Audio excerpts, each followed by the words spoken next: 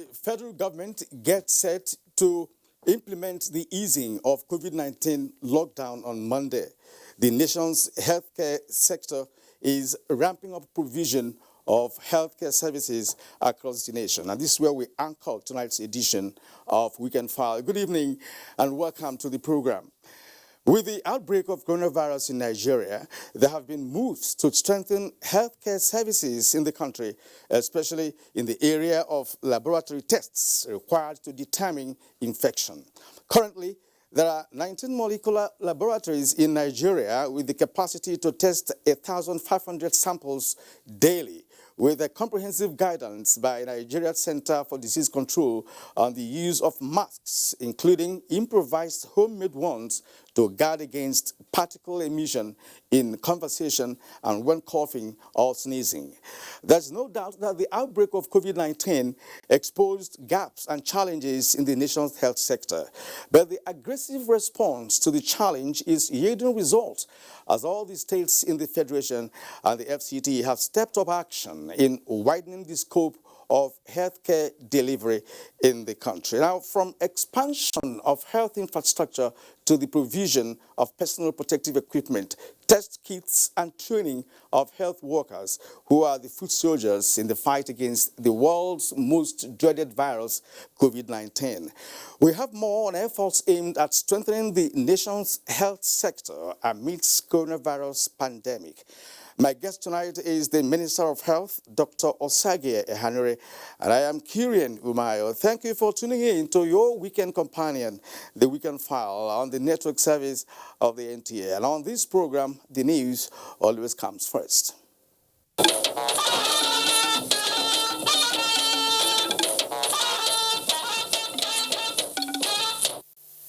As the world marks Press Freedom Day, on the 3rd May, President Buhari reiterates the commendation he extended to the Nigerian media in his last 2 broadcasts to the country, applauding the good work they are doing as the nation confronts the COVID-19. The statement by the Special Advisor to the President on Media and Publicity, Femi Adesina, the President applauds the role the Nigerian media have played so far and charges that they continue till we get to safe harbor when the world and our country are finally free of this greatest health challenge in recent history. Reflecting on the theme of World Press Freedom Day 2020, Media for Democracy, Journalism and Elections in times of disinformation, President Buhari says Nigeria has a very unhealthy dose of disinformation and fake news, particularly the social media, and advised a change in the direction. On the part of government, the President pledges a recommitment to the ideals of freedom of the press, noting that democracy thrives better in an atmosphere of transparency. We'll begin with updates on COVID-19 in Nigeria and the globe. Let's get the report.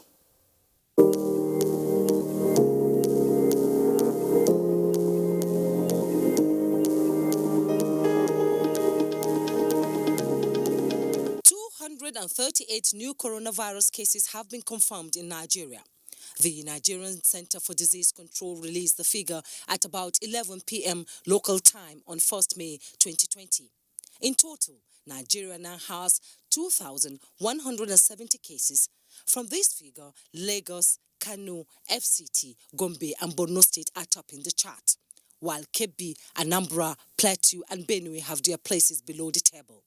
So far, the country has recorded 68 deaths, while 351 persons have been discharged. In Africa, 53 member states of the African Union have reported 40,746 cases of coronavirus disease, with 1,698 deaths and 13,383 recoveries. The United States Food and Drug Administration has authorized emergency use of an Ebola drug for treating people who are hospitalized with severe COVID-19. A recent clinical trial showed the drug helped shorten the recovery time for people who were seriously ill. However, it did not significantly improve survival rates.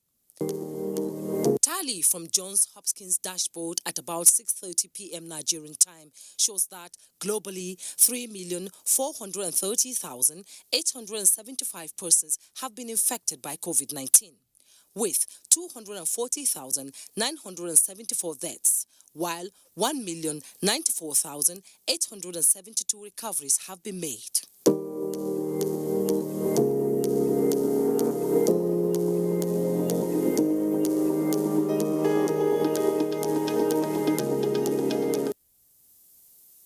Vice President Emir is optimistic that Nigeria will come out stronger economically and much stronger as a people because of the resilience after the COVID-19. The Vice President gave the assurance at a discussion program on Nigeria's battle against COVID-19.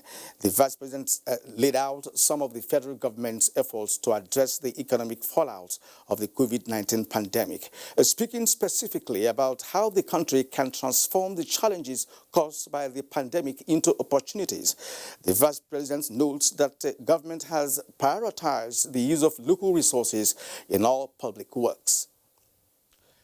The African Union is challenging member countries to prioritize local production of personal protective equipment and ventilators to support the manufacturing sector, which will create wealth and jobs. Justin Bemui has that report. Now, this was a part of the takeaways from the AU virtual meeting of the third extraordinary session of Specialized Technical Committee on Education, Science and Technology, chaired by Dr. Elioda Tumwesige and co-chaired by Professor Sarah Agbo. Minister of State for Science and Technology, Mohammed Abdullahi, represented Nigeria at the meeting, which centered on strategic response of member states to coronavirus pandemic for Africa to introduce modern technology for delivery of relevant education, training, and certification. Other resolutions at the meeting were that AU country members must strengthen their research institutions by way of increased funding, as well as facilitate and promote collaboration of African researchers. We must also live within the spirit of the concert resolutions. If the Commissioner will recall, the ComStat in, I think, February 2020 agreed on additional funding for R&D and science and tech. So I think we must live within the spirit of the ComStat resolutions and ensure that we ramp up our efforts towards science and technology. The African Union Commission is uniquely positioned to collaborate with the private sector while collaborating with the Ministry of Education, Science and Technology to bring out mitigating response to COVID-19, especially the provision and deployment of internet facilities to promote online learning. The Northeast Development Commission will assist Bauchi State government in establishing coronavirus test laboratory. Director Audit of the Commission, Yerima Gashia, gave the indication while presenting consumables and 2 ambulances as palliatives to the state. Mahmoud Ibn Mohammed has the report. We have bring some imperator, ventilators, antithesis, whatever, all the equipment, beds, beddings, see the envelope now we have brought. So, inshallah, what is required in the laboratory will be equipped. The structure and whatever they will be able to do. From there, we'll take off. For the second time within the period of 3 weeks, the Northeast Development Commission has yet again donated items as palliative to Bauchi State in its fight against coronavirus. They have already provided to us protective equipment, that is the PPE, the personal protective equipment, 1,800 pieces, 2 ventilators, 1,000 pieces of surgical mask, 500 packets of ordinary face mask, 32 infrared thermometers, 4,000 packets of hand gloves, and 4,000 pieces of hand sanitizers. Items donated are 700 bags of rice, 5,000 bags of maize flour, 700 bags of beans, 700 bags of salt, 1,500 gallons of vegetable oil, noodles, and seasoning cubes. In Bauchi, Mahmoud Ibn Muhammad, NTA News.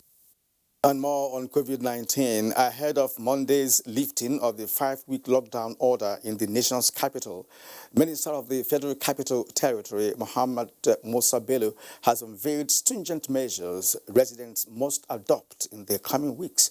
This was the outcome of the FCT Security Committee meeting in Abuja. Shoaibu Onoze Yakubu tells us more. Worship and recreational centers, schools will not be allowed, and residents must wear face masks and observe social distance while in public. FCT Minister Mohammed Musa Bello says security agencies have been mandated to arrest and prosecute through the mobile courts anyone found contravening the guidelines, especially the overnight curfew from 8 p.m. to 6 a.m. and the ban on interstate travel. FCT Minister Mohammed Musa Bello says security agencies have been mandated to arrest and prosecute through the mobile courts anyone found contravening the guidelines. And these guidelines will be enforced for the next 14 days.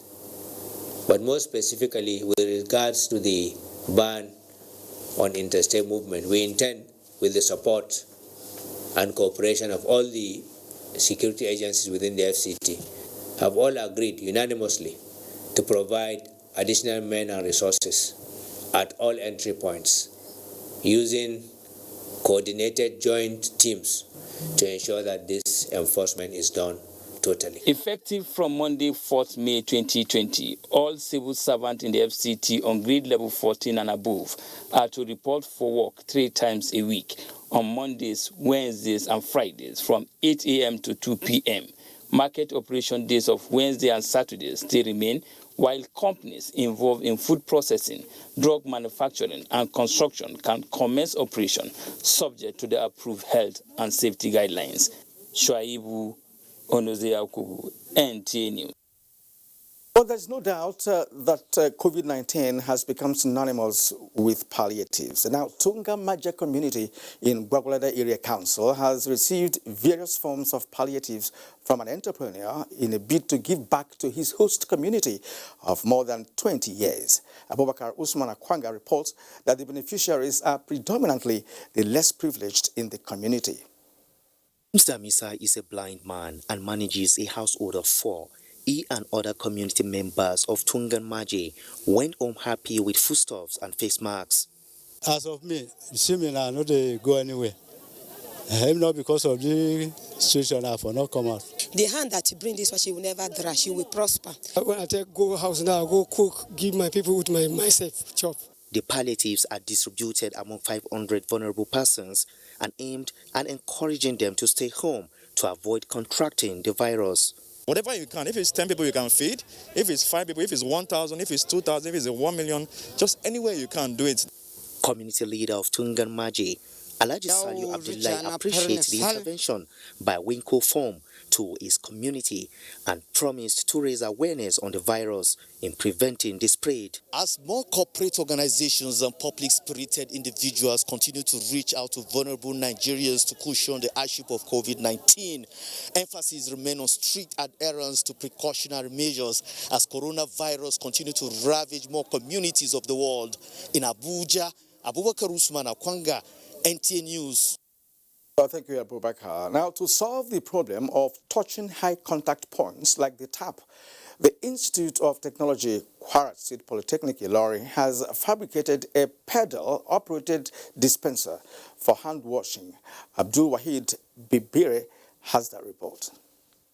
It has been established by the World Health Organization that people are at high risk of contacting coronavirus from person to person and placing of palms on plain surfaces and the need to be creative. Then, the students of Kwara Polytechnic came up with the fabrication of this touch-free pedal machine.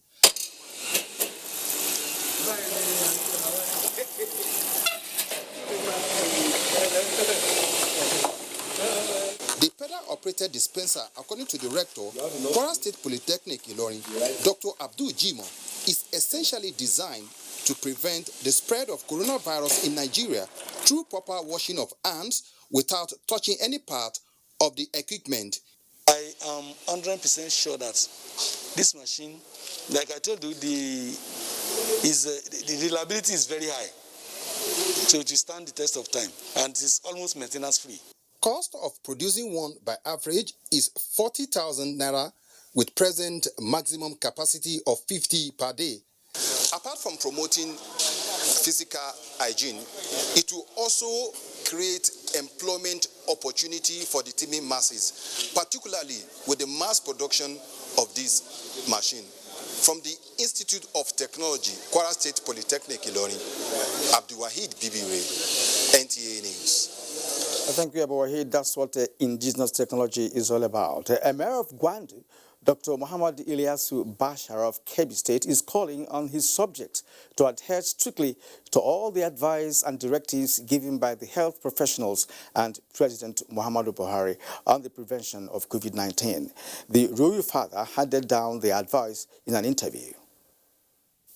Coronavirus is real.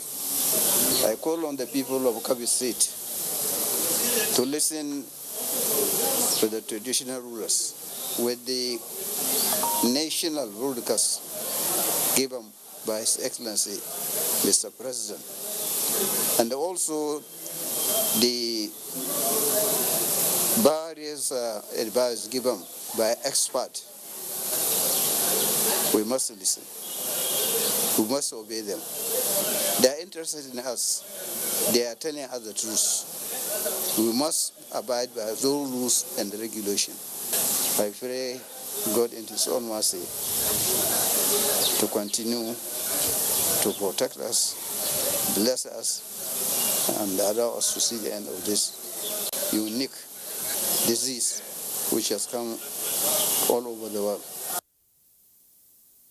Purposeful surveillance at the boundaries of River State in Opobo Kingdom has become imperative to enhance the efficiency of the interstate lockdown. Chairman, River State Traditional Rulers Council, King Dandison Jaja Jeki V, said this in an exclusive chat with correspondent Ameze Igebo.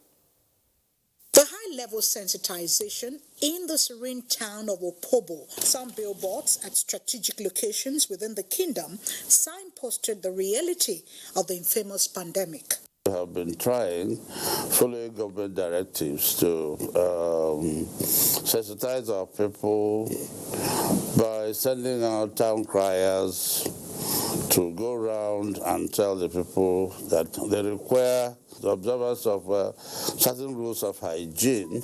Recently, government sent 5 truckloads of food to Obobo Nkoro local government, and it is quite sufficient.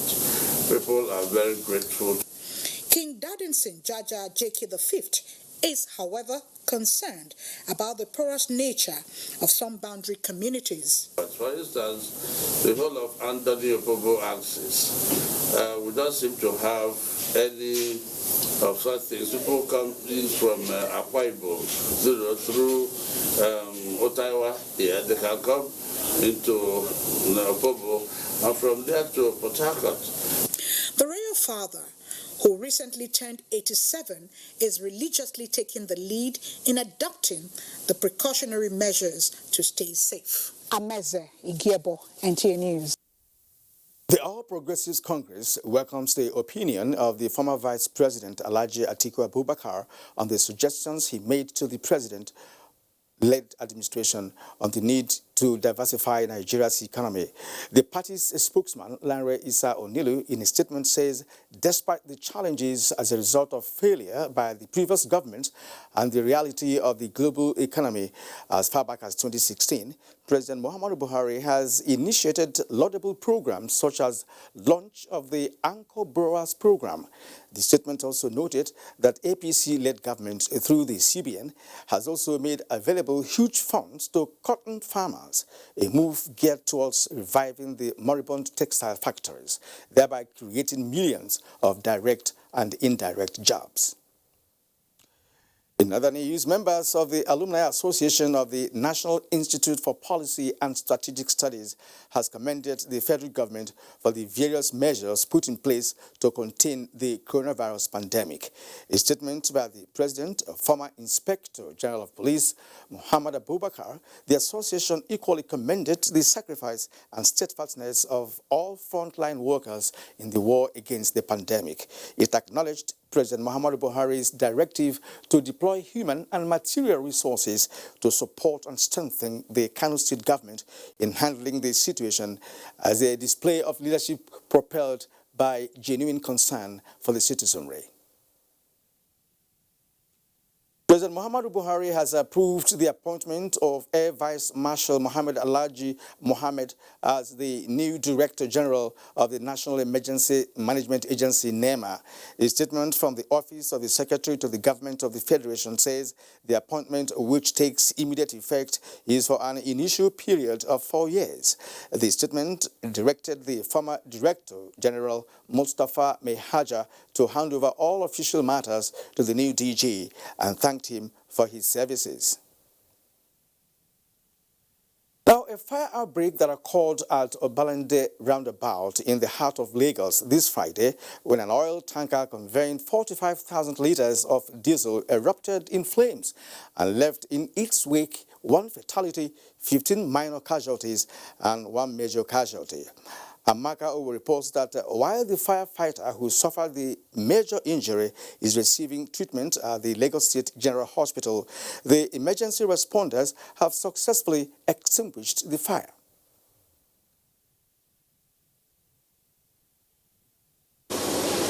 This is Lagos Island Hospital. However, we were denied entry to see the survivors. Behind me is the accident and emergency unit of the Island General Hospital, where 2 of the 3 survivors are receiving treatment. I am right here at Obalende Road, the very spot where the tanker conveying petroleum products fell. If there was no lockdown, it would have been terrible. The petrol station has been sealed off. The rubbles have been cleared off, but we can still see some men of the appropriate agency ensuring that every debris is removed. But the effect of the inferno can be seen on the bridge. We also cited men from the Federal Ministry of Works and Housing on ground to ascertain the level of damage caused by the inferno on this most important bridge in this axis. In Lagos, Amaka Owo, NT News. The Nigerian National Petroleum Corporation, NNPC, has commiserated with families of the victims of the fuel tanker fire incident at the Balende area of Lagos. A press release in Abuja by the corporation's Group General Manager, Group Public Affairs, Dr. Kenny Bateru, said that NNPC wishes all those that sustained injuries in the incident a quick recovery. The corporation explains that all the injured had been rushed to the hospital while further investigation is on to determine the cause of the accident. A fuel truck belonging to NNPC's Petroleum Products Retail Affiliate, NNPC Retail Limited, was involved in the road accident while conveying petrol from the satellite depot to the NNPC mega station in Ikoyi, Lagos. The corporation expressed appreciation to the good-spirited people of Lagos around the scene of the incident and fire service personnel who brought the fire under control. The Emir of Rano in Kano State, Alhaji Tafida Abubakar Ela, is dead at the age of 75. In a statement by the Senior Special Assistant to Kano State Governor, Tanko Yakasai, who confirmed the death, said the royal father died on Saturday and will be buried tomorrow, Sunday. Meanwhile, President Muhammadu Buhari commiserates with Kano State Government and Council of Chiefs over passing of Emir of Rano, Alhaji Tafida Abubakar Ela Autabao. A statement by the Senior Special Assistant to the President on Media and Publicity, Garba Shehu, the President joins the family of Rano Emirate in mourning the royal father whose words of wisdom, nobility, and decency will be surely missed, especially at a time the government is relying on traditional rulers to sensitize citizens on directive for safety. The president prays that the Almighty God will forgive the shortcomings of the Emir, remember his good works, and grant him his soul eternal rest. You're watching Weekend File on the network service of the NTA. The fight against coronavirus in Nigeria is on, and efforts at fortifying the nation's health sector is on the front burner. Learn more from our correspondent in a moment. Stay with us.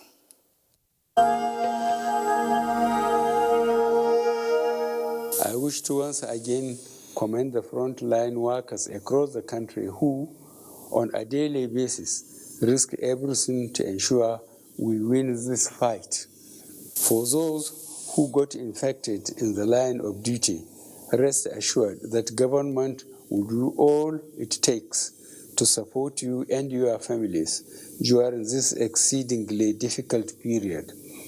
I will also take this opportunity to assure you all that your safety, well-being, and welfare remains paramount to our government.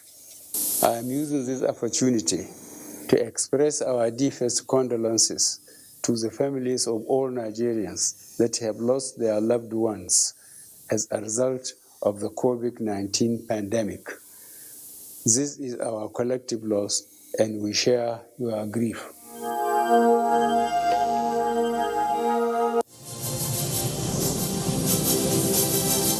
It's time to take responsibility. So I'm staying home, watching videos and learning as well. We are all aware of the pandemic hitting the world today. The COVID-19 virus is real. A big thank you to all our health workers, doctors, nurses, everybody fighting this pandemic in their own way. Please stay home, save lives. Prevention is better than cure. Stay responsible.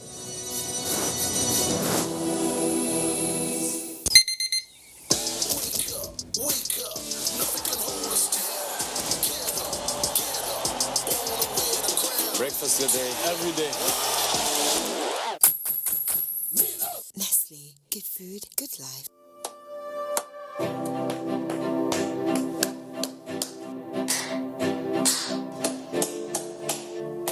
This is to say a big thank you to all the healthcare workers who put their lives on the line, working in all the 36 states of the Federal Republic of Nigeria, especially Lagos, Kano, Ogun, and Abuja, to ensure that we beat COVID-19 in the least possible time. Thank you so much. You are our superheroes. This message is from the Governor's Wives Forum, the wife of the Vice President and the First Lady of the Federal Republic of Nigeria. Now believe this Koroti. You know if you touch black man, if you like, gather the whole Niger, come together, make the cough. Nothing. Which one you want? Give me V and D. I beg, get small pieces. How much you want to give him? Give me 200. Take your change now. You don't want your change. My people, this coronavirus, na serious matter. May una wash una hands regularly. Come use alcohol-based hand sanitizer. If you no see water, wash your hand. Make una sit down for house. You see this virus, so e no get leg. Now we dey waka kurukere. No waka around, make the virus for die.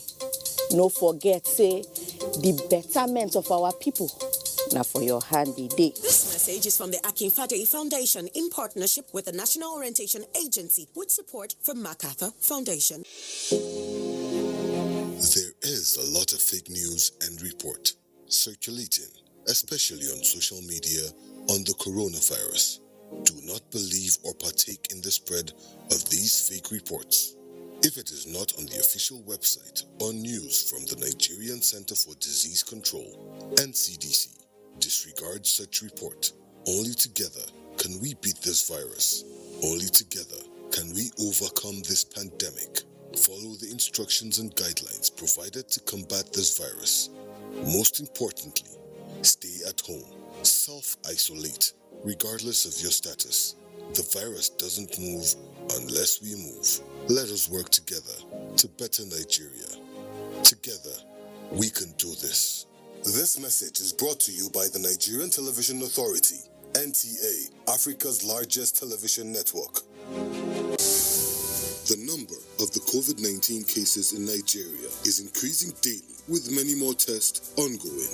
The battle of testing, isolating, treating, and attending to the affected persons rests heavily on the shoulders of our health workers, constantly putting their lives on the line and at risk to contain this virus, save and protect the lives of millions of Nigerians. To these health workers, we at the Nigerian Television Authority, NTA, on behalf of millions of Nigerians, say a big thank you for all that you have done and are doing. To the security agencies enforcing the lockdown and every other frontliner, we say thank you for putting your lives on the line to save ours. There is no amount of words that can quantify our gratitude. Thank you. This message is brought to you by the Nigerian Television Authority, NTA, Africa's largest television network.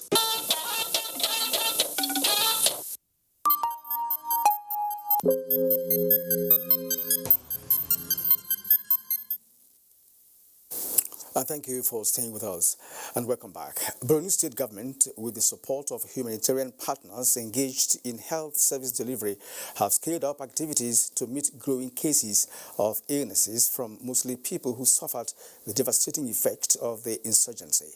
Health institutions are being rebuilt, modern facilities acquired to strengthen the system to confront any challenge. Pauline Kujevana has the report. In Borno State, the Boko Haram insurgency caused widespread devastation on the health system, with 2/3 of the more than 300 health facilities either destroyed by the insurgent or ceased to function with massive population displacement. Borno State government and humanitarian partners have therefore intensified effort to rebuild health facilities with better equipment and trained medical staff. This is to ensure enhanced service delivery, preparedness, and response interventions for the containment of any health challenge. All general hospitals have been fitted with a Doppler ultrasound scan, digital X-ray machines, both static and mobile. We've increased the number of our health workers. We've also gotten accreditation to reposition the State Specialist Hospital to become a tertiary hospital for training. An ultra-modern diagnostics complex has been set up in the state, which houses a 1.5 Tesla MRI, a 128 slice CT scan, a digital mammography, digital X-rays, 4D, 3D ultrasound scan of the highest configuration, as well as digital C-arms in the theater.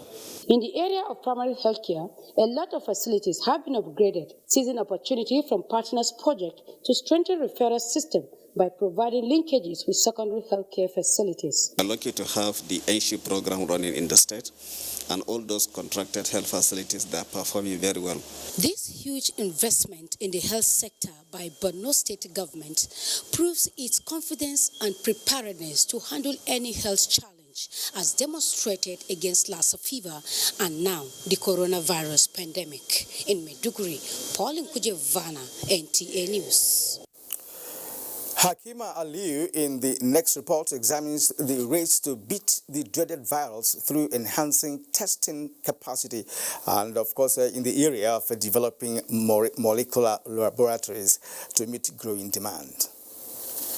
Months after recording its index case of coronavirus, Nigeria crossed the 1,000 mark, with cases currently over 2,000, as testing increased from 178 in March 24 to over 10,000 as at April 24, according to records by the Nigerian Center for Disease Control, NCDC, which implements COVID-19 diagnosis by molecular RT-PCR testing, with laboratories providing national testing capacity of about 2,500 samples daily. However, concerns are being raised on the need to scale up testing in the country and the need to have more molecular laboratories in place, as well as infectious disease hospitals. Many of our hospitals, many of our research institutes have molecular molecular labs.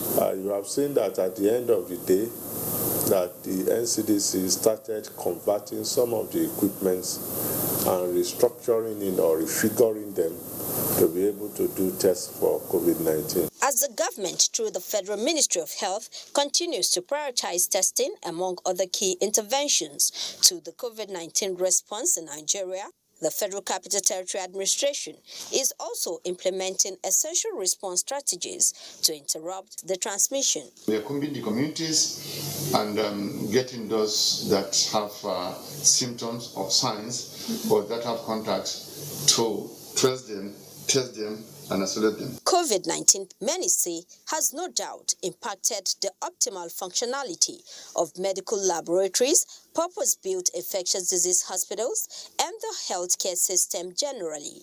In Abuja, Hakimat Aliu, NTA News. And my guest tonight is the man in the forefront of the fight against COVID-19 and the Minister of Health, Dr. Osiage Ehanere.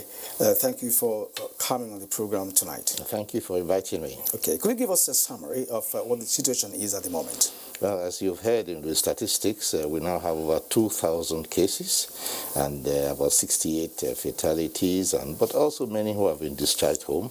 The figures seem to be increasing, as you can see, particularly in certain areas of the country. We have moved from the time when we were looking at the imported cases and their contacts to the phase we call the community transmission. And these are people who have not been abroad, who have not been in touch or in contact with anyone who has been abroad. People who probably don't even know where the airport is and do not have a passport. They are now the ones who are manifesting the symptoms of coronavirus. So this calls for a totally different approach, and that is why the Ministry of Health is now formulating the National Response Action Plan to address the community transmission phase, and has brought in National Primary Healthcare Development Agency and is going to set up a panel of expert advisors. All right, now in terms of this fight, you require well-equipped hospitals, and other facilities, to do that. Now, what are the gaps and challenges, that you have noticed in this sector that could be, of course, bringing a kind of a difficulty in getting the fight done? Well, the first thing is space. We're looking for bed spaces. As we ramp up testing, it's supposed to find positive cases, and those positive cases need to go into isolation. And the isolation facilities are what we are looking for at state level particularly. We have been talking with state governors and state commissioners of health. We are going to have another National Council of Health meeting on Tuesday with state commissioners to discuss the challenges that are facing us. So first and foremost, space for the cases that we find, because they need to be treated. They need to be, above all, isolated so that they don't transmit within their communities.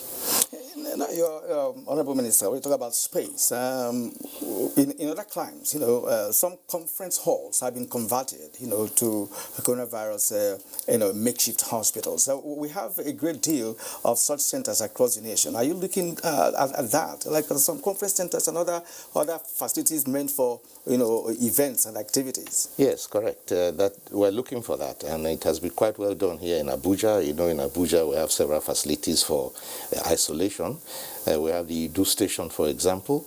We also have our Sokoro General Hospital. We have the National Hospital. We have the Gwagwalada Government Federal Teaching Hospital, and several other facilities, including a couple of hotels that we have here. So the capacity here in Abuja is not so much a concern. But in other areas, in other states, particularly where we worry that the figures might go up as we begin to become more efficient and more prolific with the testing, we must be able to have the bed spaces. The second challenge is that we need to be able to get those who tested positive also into isolation. Some of those who tested positive actually disappear into thin air, and it's a cause of concern for us. All right, you talked about ramping up testing, and we're concerned about contact tracing of cases, which is one of the most difficult aspects of this fight. How are you coping with that? Because we learned that you are tracing up to 12,000 people.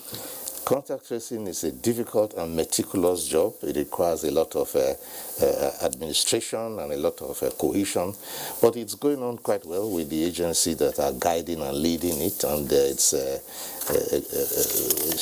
something that's not easy, but it's going on fairly well. But the challenge is getting those who you find to come into isolation and to also be able to submit themselves to treatment.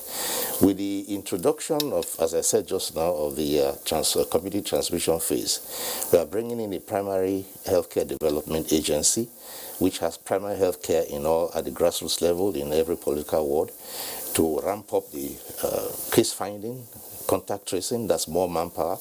We have about over 3,000 community health workers there who will come in to support this effort, and also support community mobilization, awareness creation, and also trying to counter the fake news and rumors that are going around, which put fear into the minds of people.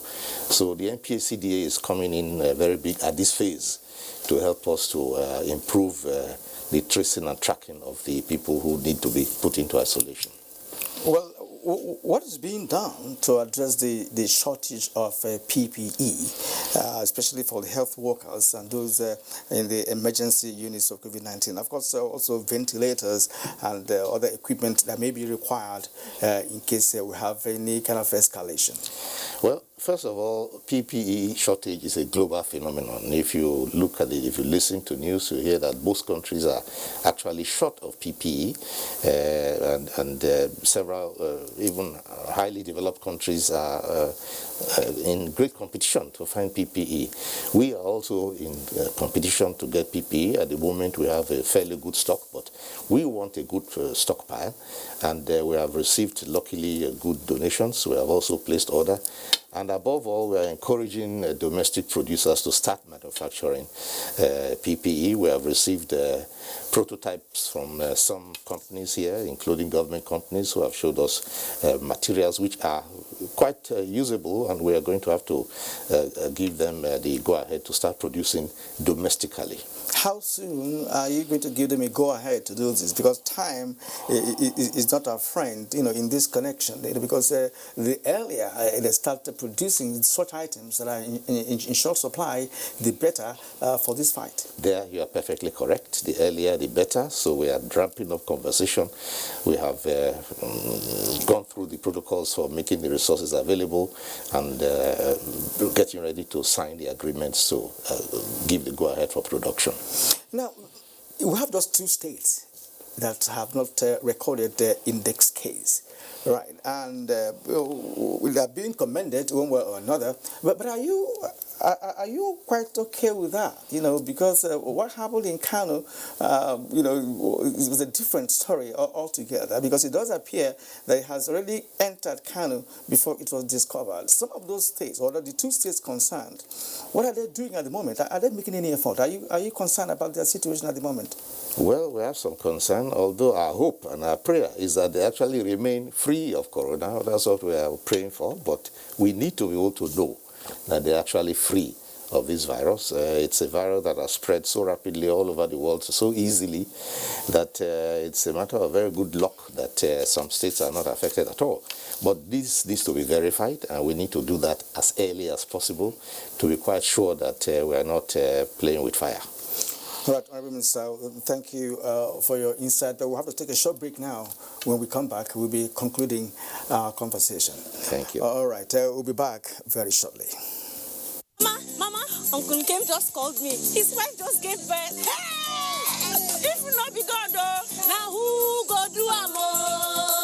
Now who go do am? Hey, I thank God. Boy or girl? I was too excited to ask. Let me get my phone and call him.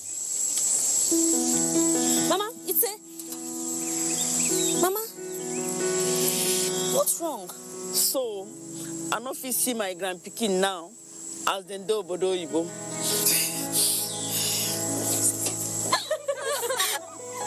Mama, I have a surprise that will cheer you up.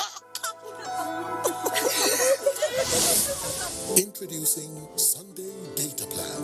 Enjoy Sunday browsing. 200 Naira gets you a whopping 1.25 gigabytes. Glow Unlimited.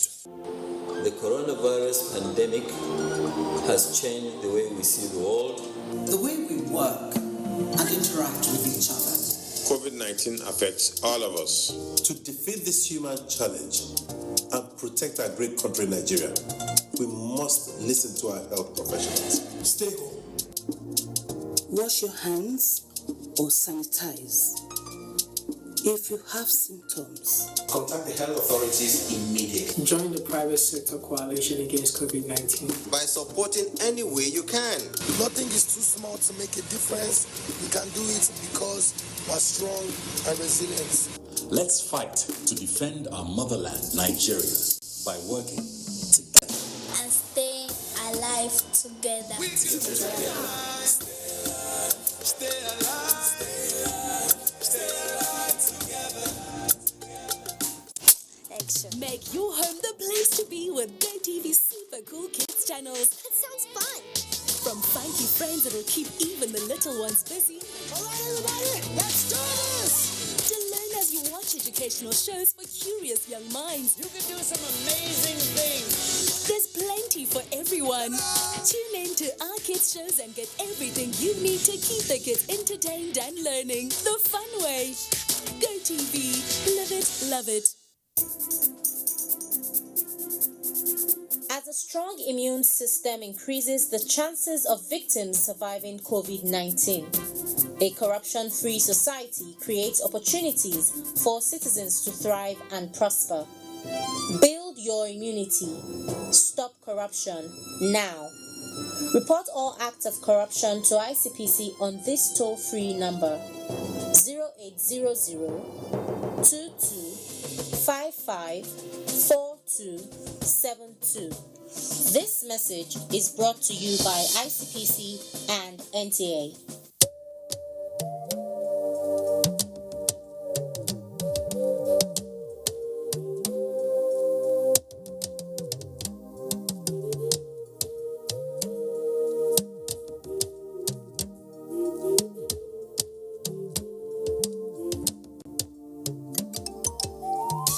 Know that our enemies have no face. They are indigents of no state. They come from no place. And if this boat capsizes, every one of us will go under. So when the drums sound, let everybody answer.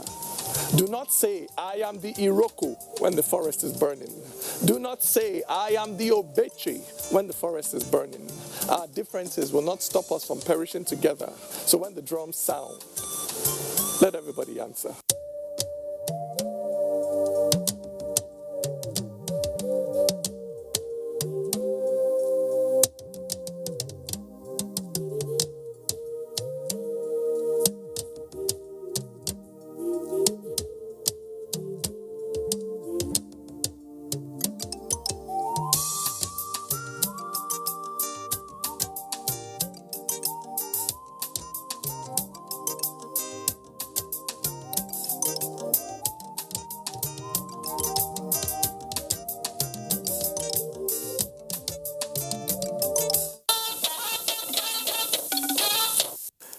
You're welcome back. I will still have our guest this evening, Dr. Osage Hanire, the Minister of Health. Honorable Minister, the Nigerian Center for Disease Control has certified the testing laboratory established by Bayero University, Kano, to support other existing ones. Tell us more about Kano, because Kano, we had conflicting stories, when the deaths, started, piling up in that state about a week ago. Some say we have a strange disease. Some say it's connected to coronavirus. Tell us about it. Well, first of all, let us say that Kano is one of the states about which we had a lot of concern because right from the demographics is very similar to Lagos. High population density, and also a vibrant community, vibrant people who are traders who move around a lot. So the concerns are many. But the government and the health system in Kano did not have the experience that Lagos had. You know, Lagos went through the Ebola crisis and were able to build up structures that are quite strong, public health and response structures, particularly also infectious disease treatment. Kano didn't have that experience, and so when this corona came in, a series of incidents took place that created a problem. Again, the transmission is very easy when you have population density. Transmission is fast and rapid. So the concerns there we had at the beginning were difficult, and they had the problem that some laboratory scientists got infected and had to go away, so the laboratory was shut down and specimens could not be tested. You couldn't know who was positive or who was not positive, and some other health workers got infected. So the capacity was not there, but we are working very hard to do that. Now we have sent a team in there to go and examine the problems, and they have given us a report. And from that, yesterday we sent a hyper technical team covering various specialties into Kano to assist primarily with training and also with case management, with contact tracing and so on. The National Primary Healthcare Development Agency is part of it to work at the grassroots level. And one other problem that was known in Kano is the fact that other medical services were no longer being provided because the hospitals and healthcare workers were afraid of anything. So people were at risk of losing their lives to other diseases that was not corona. So we also had to send in today yesterday specialists in family medicine to go and help restore normal services in the hospitals, and of course specialists in infectious disease treatment, right down from the doctors down to the hygienists and the cleaners, to put them through all these processes and recreate the system. But as for the people of Canada, are very willing. They have a lot of competent people, very well trained, well educated, but the familiarity with this particular virus was not there. And then there's also the question of the unexplained deaths. There's an investigation going on. The federal team that is there is working with the Kano state government to examine all these cases. They do what they call a verbal autopsy to ask questions around the circumstances in order to determine whether they were connected to coronavirus or they were connected to other things. The report is not yet out.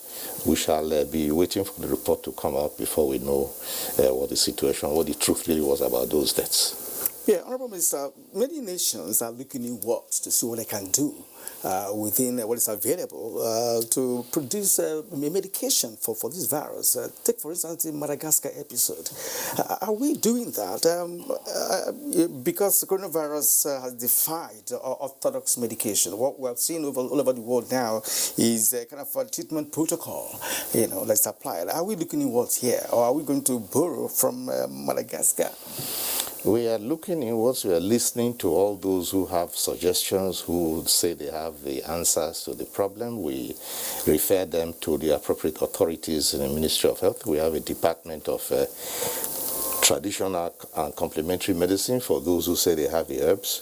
We also have the National Institute of Pharmaceutical Research, who also will help to look into whatever remedies people come forward with. But there are processes in beginning to apply things that you are not very sure of, because it is clear that some herbs can also be poisonous. So you must really know what you are doing before you start administering to people. So we are looking for answers. There is no country that has an answer. All countries are also groping in the dark. What is going on in Madagascar and also in Senegal, they are of interest. We are looking at what is going on there.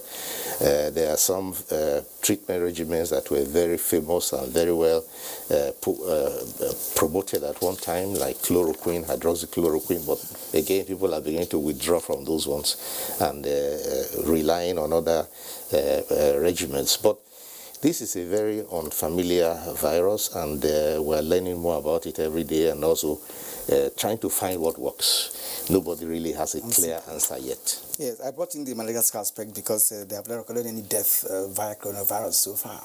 and many have recovered in that country. I'm only thinking that we have such herbs. That's my concern. And many Nigerians are also thinking in that direction, that by the time you conclude whatever investigation you are carrying out, that it may be necessary to see what we can do, what we have locally. Oh yes, in fact, not only necessary, we shall gladly be willing to use what we have locally, and the other countries who have also done quite well in Vietnam, for example, they have a very good record with the management of coronavirus with local resources. All right, at this point, I'd like to thank you, Honorable Minister, for your insight and, of course, your time. Thank you. We appreciate it. I have been speaking with the Minister of Health, Dr. Sage Henry, today on Weekend File. All right, we'll take another break. When we come back, we'll be concluding today's edition of the program.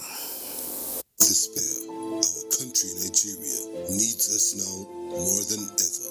We stand a chance to save our great country, Nigeria. A chance to rise up from this pandemic stronger and better. What will be the gain if we do not learn from other countries and observe the lockdown to stop the further spread of the virus?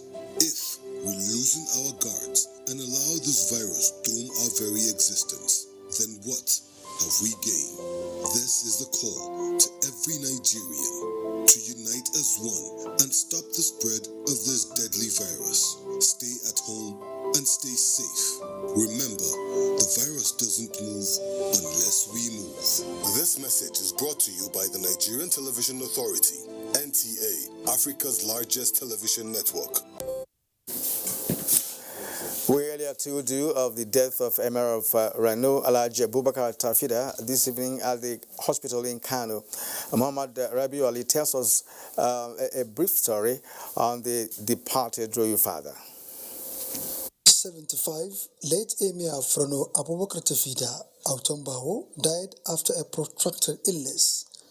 Before his death, late Emir started his career as lab attendant at the famous Murtala Muhammad Specialist Hospital, Kano. Later moved to Birnin Kudu Hospital in the same capacity.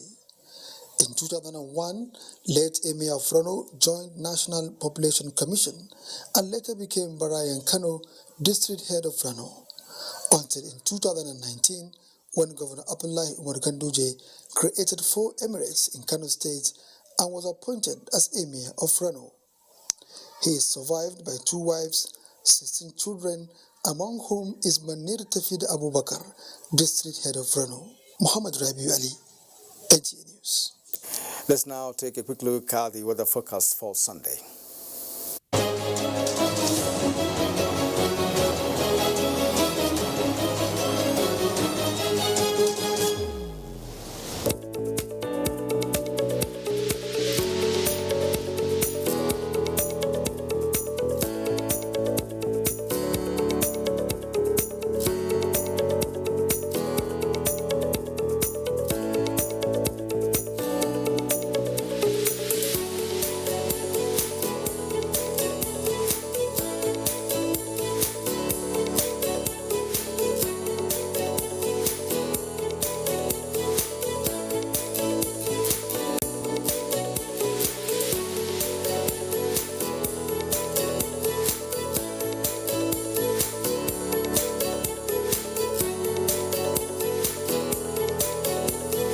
And that's our program for today. We thank you for watching. See you again next week.